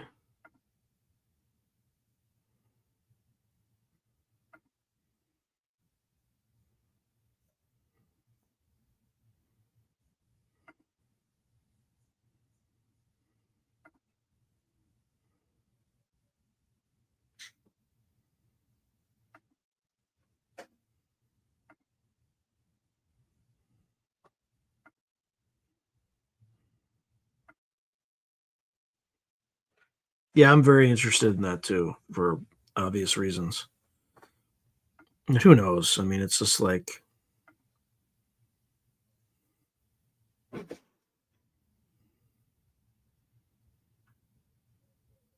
hmm, interesting. Yeah, I don't discount it either. It's weird, especially since I've seen them more in the last 2 years than I've seen them in my entire life. And they also started, or I also started seeing and hearing them, or at least noticing them the night before I interviewed Chris Bledsoe. Yeah, you could probably just use a portion of the show. Or, yeah, you actually, yeah, I think you could do that.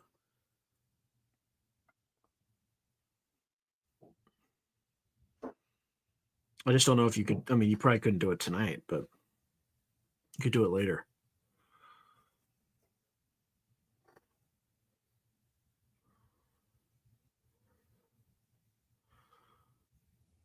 What else do people want to talk about?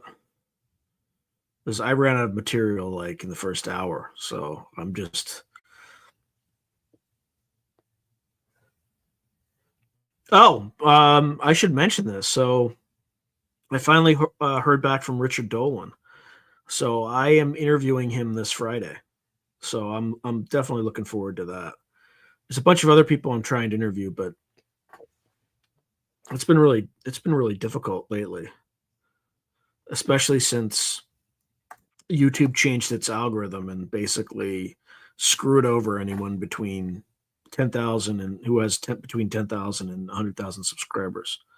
So, like my impressions fell off a cliff. Like YouTube just stopped showing my channel to people. There's like 40% less in February versus January. So no matter what I do, I can make the best thumbnails in the world, but it's not going to make that much of a difference.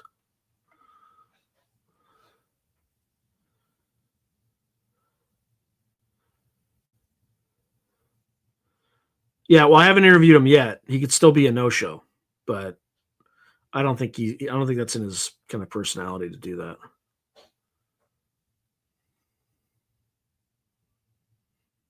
Yeah, I wouldn't say I'm worshiping them, but let's say I'm honoring them. So Jesse's writing from a spiritual perspective with the owls on your logo, etc. You are sort of worshiping them, so maybe that's drawing them in. I'm honoring them, but not worshiping. Just to be, just to be clear, because that's a no-no in the religion I was brought up in, like a big, big, big no-no.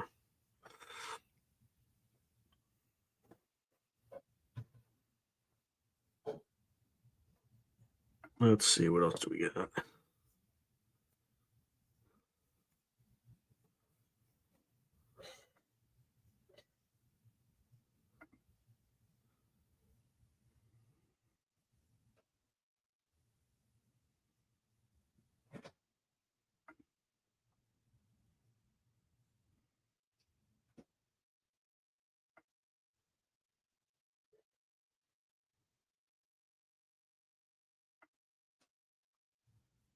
Yeah, they probably do sense it in some way. Yeah, the owls are definitely not what they seem. Nothing is what it seems. I think is probably an apt way to look at reality.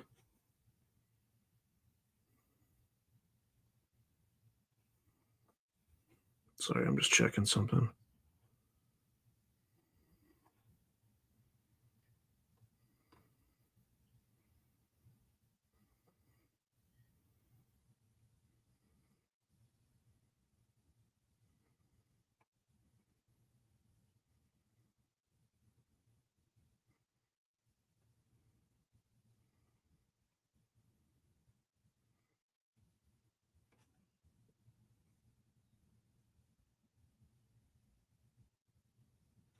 Okay.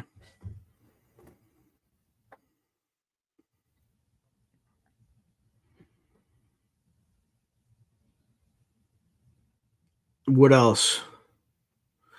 What kind of things do people want me to cover in future episodes? That's actually a good place to start. Um, I mean, I could interview more people too. It's just I tend to only interview people I've already interviewed on my pre-recorded episodes. Um, it's very rare that I'll just bring somebody on for the first time on the radio. So, but if you have, if anybody wants me to cover a particular topic, even if it's not an interview in future radio shows, let me know. I'll be willing to kind of consider them because I've just been kind of coming up with them based on whatever random thoughts are going in my head on Sunday morning of whatever day that I come out with the show.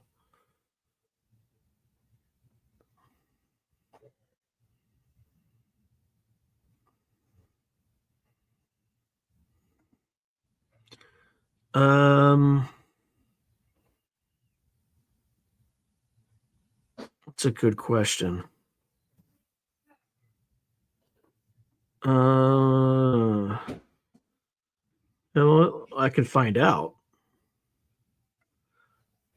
Let's see.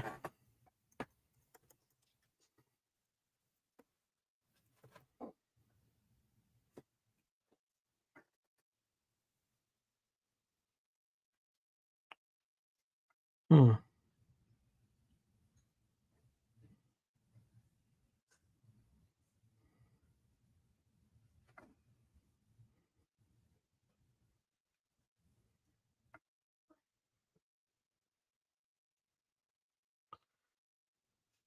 May 16th, 2023.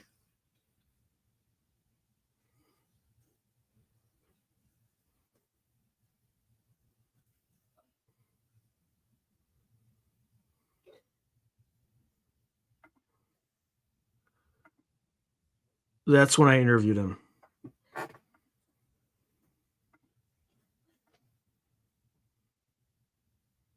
Sorry, now I'm just trying to find where I left off here.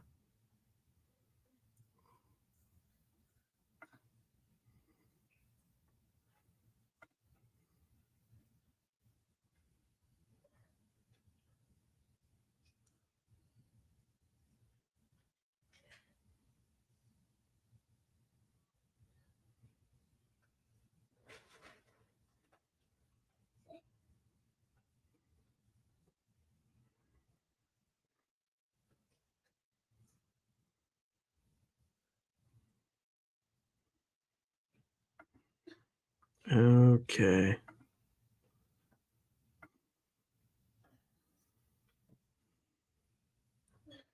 I have an echo going on right now.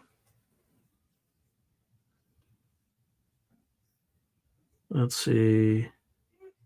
Oh, what day of the week? All right, let's find that out. So we know it was May 16th, 2023. Um,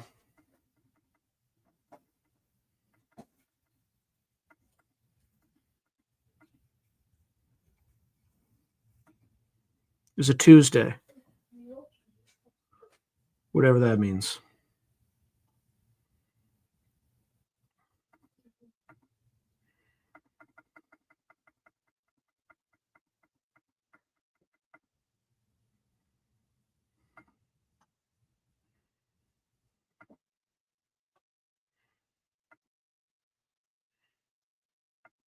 Okay, so let's see.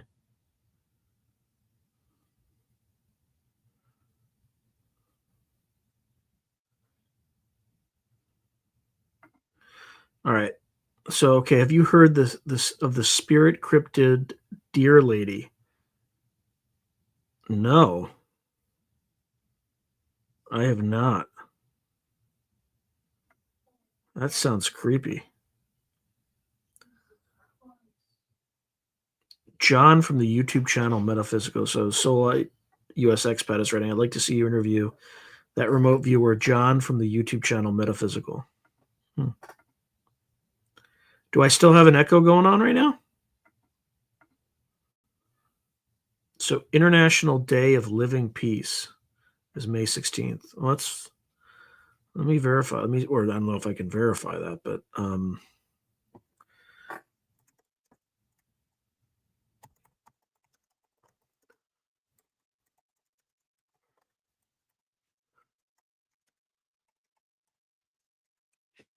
let's see what it says. I'm just asking ChatGPT.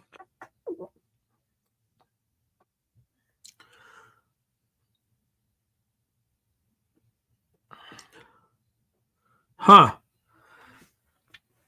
All right, so several special observances took place. So it's the International Day of Light, celebrated annually to recognize the role light plays in science, culture, art, education, and sustainable development. Love a Tree Day encourages individuals to appreciate and care for trees, highlighting their importance to our environment. National Barbecue Day, a day for barbecue enthusiasts to fire up their grills and enjoy outdoor cooking traditions. National Mimosa Day celebrates the popular brunch cocktail made with champagne and citrus juice. National Sea Monkey Day, a whimsical observance dedicated to the tiny brine shrimp often sold as novelty aquarium pets. Additionally, May 16th, 2023 marked the International Day of Living Together in Peace, prompting peace, tolerance, inclusion, understanding, and solidarity among people. These observances highlight the diverse ways people come together to celebrate and reflect on various aspects of life and culture. Okay. All right. So John Vivianco, the remote viewer. Yeah, I've heard his name before. I'm not sure what his lineage is in terms of who trained him and stuff like that. That's probably why I haven't interviewed him yet. All right. So the channel Metaphysical found out what the drones in New Jersey were all about through RV. The giants they talk about in Malta and the missing teacher and children all real. They were eaten, confirmed by our what?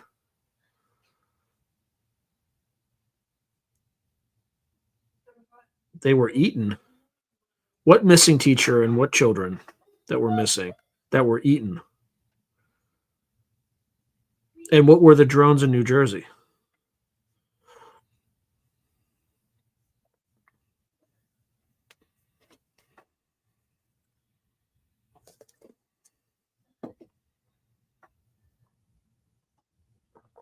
Oh,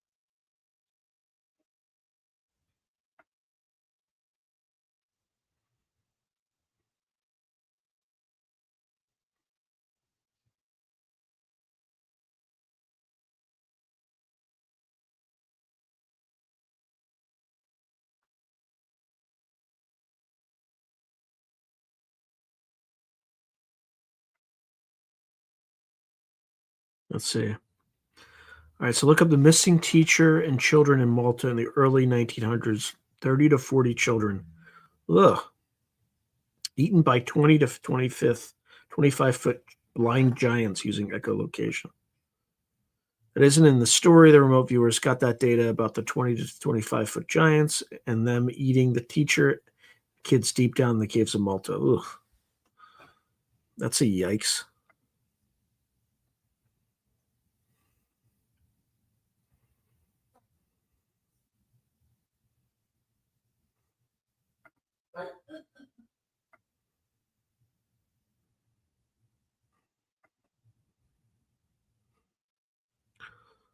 Huh. It'd be cool to hear some more. Jesse Roberts is writing. It would be cool to hear some more interviews or episodes about some lesser known cryptids. Yes, the multi giant story is insane. Yeah, I got to watch out about that because, yeah, I don't think that's one I want to touch because you're talking about children getting harmed. And YouTube, as insane as it is, probably would not allow this video to survive if I talked about it.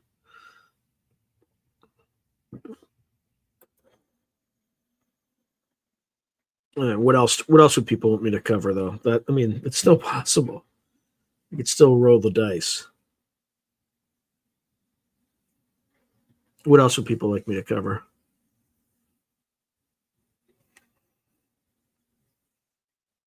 They also found out that those that live on Mars were Mesoamerican, and some were rescued and brought here to Earth.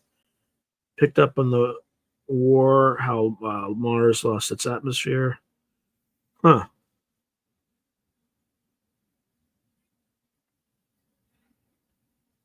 Interesting.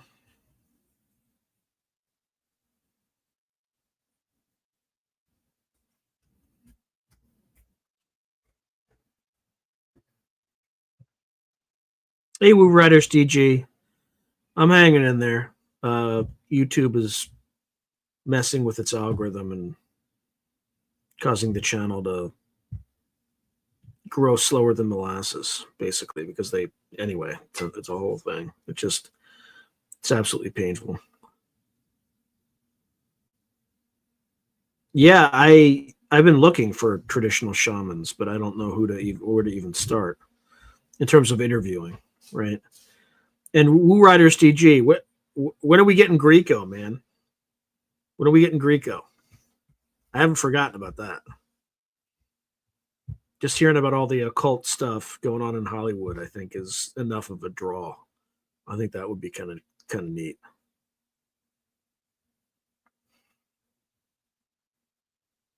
Oh,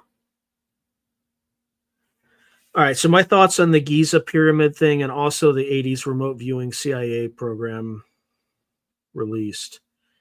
So I'll start with the second one. The second one they talked about, I think the thing you're referring to is the remote viewing where everybody was just like, they found the Ark of the Covenant and this and that.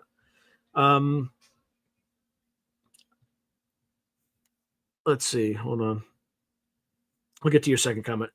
I've known about the whole Ark of the Covenant thing ever since I started getting into remote viewing because there was, as part of the training that some of these remote viewers did, they would assign people the Ark of the Covenant and they would routinely find it. I don't know if they would locate exactly where it was, but Morehouse went through that exercise where he was describing it and all that stuff when he was being trained to remote view. So that's nothing new to me. I've known that for a long time. The Giza pyramid thing, it actually dovetails nicely with the 2026 kind of timeline, Easter 2026 or September 2026. Pick your poison because Bledsoe has said both. But he talked about the unveiling of a new knowledge when the gaze of the Sphinx intersects with the what is it, the red star, with the red star of Leo or something like that. There would be a new knowledge. So apparently there's a bunch of stuff buried beneath the Sphinx as well. So again, they just did it with LiDAR or something like that. So it all depends. I'm sure people, the U.S. government probably knew about it for a very long time and just kept it quiet. but who knows? But I think it's there's definitely something underneath it.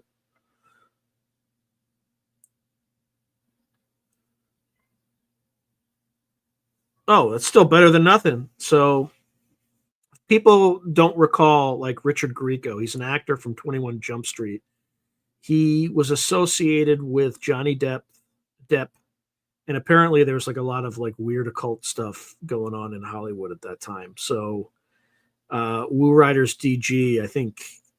Well, I'm not going to say he's family in some way. I'm not going to be specific, but that's what his Woo Riders DG is writing. I'm glad you asked. I spoke with him last week briefly. Right now, he's out of town in Oregon, and he said when he gets back to Canada, he'll give me a call. Vague, I know. I don't. I forget where they say it is, but there's like a declassified document.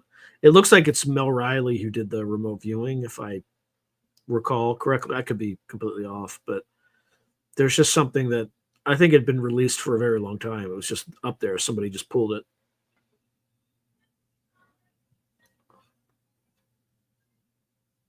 Yeah, if anybody remote any remote, I mean, I think where is he? I think Timepiece Adventures was trained by David Morehouse. You can correct me if I'm wrong, but well, a lot of the true great remote viewers do work for the government. Like they just get contracts. Breezy's writing, I've heard the Ark is under the Temple Mount. LOA, probably true. I'm not very good, but I love to practice it. That's what Jesse's saying. Yeah. So Timepiece Adventures, yeah, he's trained in it, and David Morehouse trained him. So he's the real deal, right? Like if Morehouse trained you, you kind of have like that's the appropriate lineage. So Nick D's writing the Ark of the Covenant does not exist. Fake. I don't know. I mean, it was written in a kind of a semi-historical document, which is the Bible, right? So, and it was very specifically described in terms of its dimensions and all that stuff. So,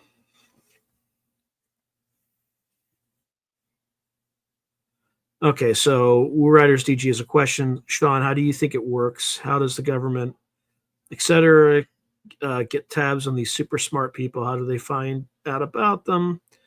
Do you think they monitor kids at school, etc.? Yeah, I think they have mechanisms for doing that. I know a writer um, who had an eidetic memory, and when he was 16, he was contacted by the agency. I don't know how they found out about him or anything like that, but obviously he didn't want to work for them, and he just claims this. But um, so yeah, there's instances like that may or may not happen. It mostly happens in college where they'll recruit, but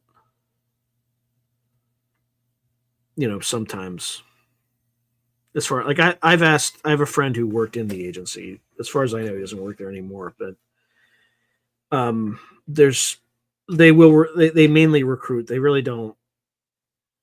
Maybe back in the 80s they did stuff like this, but they recruit people in college. They also recruit people uh, out of the military in graduate schools and stuff like that. Like I had an interview with them, not the clandestine thing, but the analyst portion when I was in grad school too.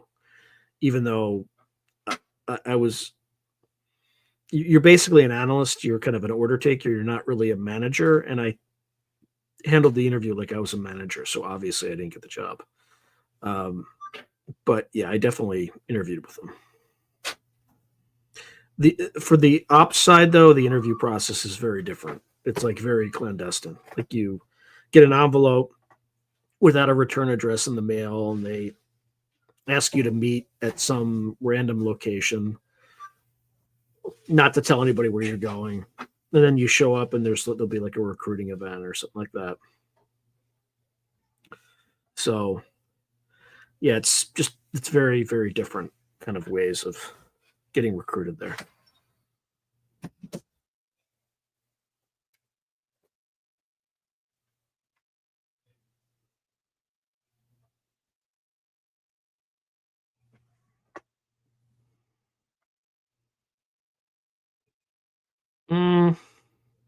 I mean, it would make sense, right? I don't know if it's true, but Breezy saying I've heard they recruit a lot of Mormons. It would make sense because Mormons, or uh, what are they? What else do they go by? Latter Day Saints or whatever. They go on a mission for like a year or two when they're like a year before college or the second year of college or something like that. As part of that, they learn the language of wherever they're going. So it's it's a great way to recruit people who already kind of speak a language, and then sometimes the intelligence community will pose as Mormon missionaries overseas, uh, with full like the apparently the Mormon Church had full knowledge of that, like blessed off on it and all that stuff. And the only reason I know that is that's what David Morehouse told me. David Morehouse is the source because he was a Latter Day Saint and was furious because of that. Because that just puts every other innocent Latter Day Saint who's doing a mission in some dangerous country at risk. So anyway,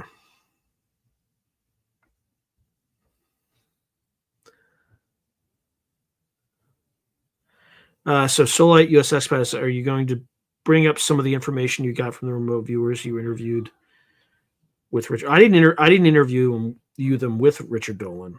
They actually did another project. So I did the first project where we looked at the last crash, and then I believe John Stewart saw that interview and he wanted them to interview the alien interview.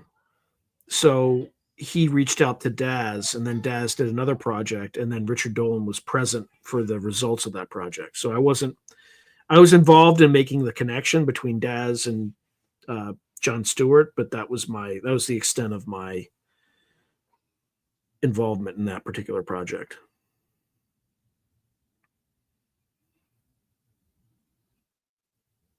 What would be a great rabbit hole to delve down? Riders DG. Sorry, I was just talking about like 6 different topics, so I'm like all over the place right now.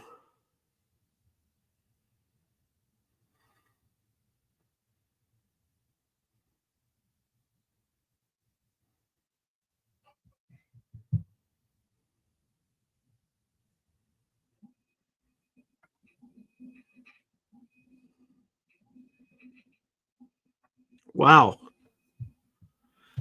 So Woo Riders DG is writing. Speaking of owls, earlier this week I got 2 videos. One video of owls hooting, then an orb shot straight into the sky from the location of the owls, making noise in my front yard. Yeah, it's one thing I can confidently say. I've never seen an orb near or associated with an owl that I can remember. I've never seen that. All right, Solite USS, but no, I meant bringing up information you got from Lynn Buchanan and Morehouse, like the alien base in Africa from Lynn and portals with Morehouse and what they got from the RV. That's a good idea. Yeah, I should bring that up. And then Woo Riders DG saying, then in the middle of the week, I got another video of owls hooting with some weird sounds, something like attacking them or something weird, man. I posted both videos. Huh.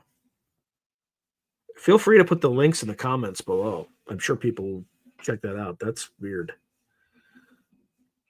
Usually when the owls show up, birds go crazy. Like, at dusk, birds will start, like the birds that are just like settling down for the night will start going nuts. Because owls freak them out too.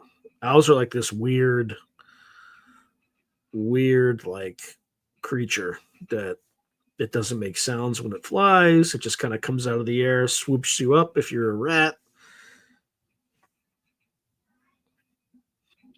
Crazy, crazy stuff.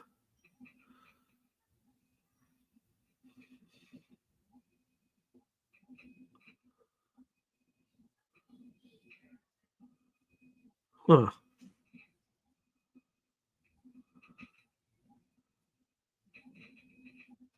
Yeah, the owls might have been fighting something else. Who knows?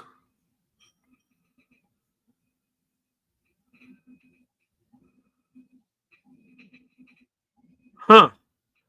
So Solite US Expat is saying John Remote viewed the aliens in Vegas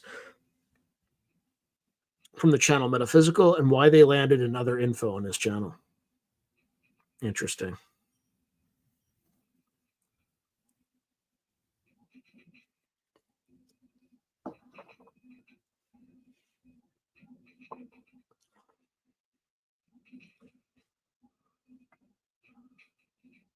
Yeah, they do go. They go nuts.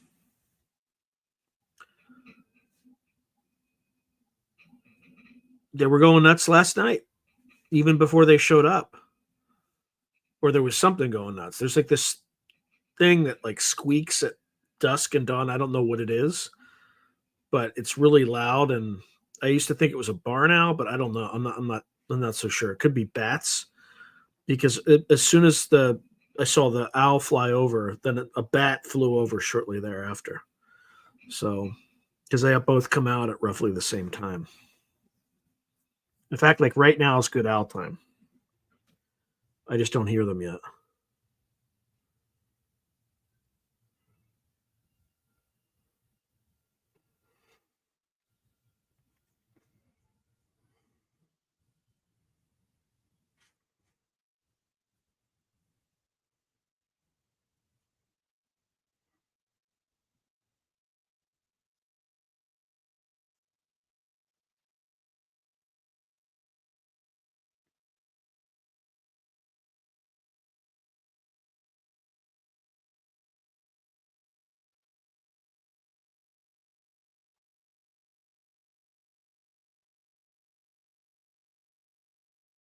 All right. We got about 2 more minutes. So, anything else people want me to cover or talk about?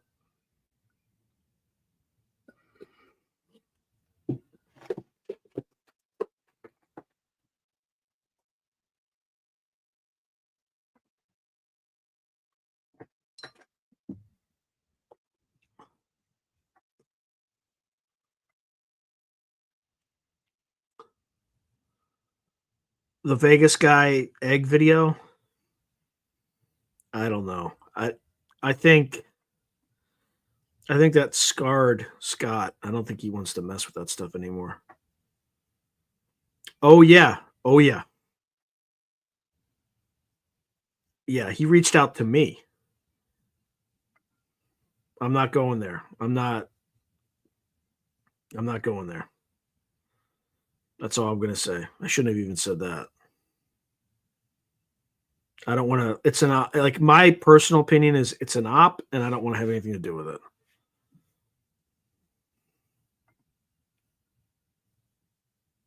Yeah, yeah, I gotta find somebody who's like an actual shaman. It's hard to see.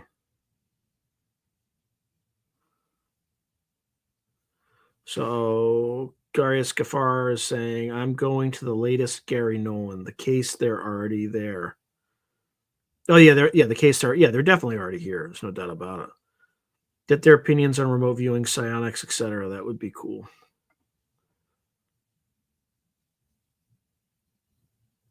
Yeah, just here put I'll just give you the channel's email address. Um,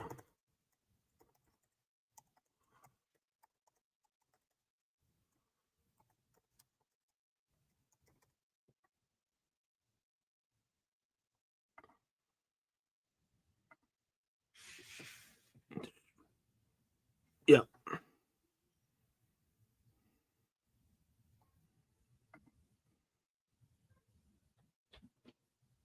yeah, I think it is. Um, so Blue Riders DG is saying, "Yep, could be someone trying to bring others down and discredit them."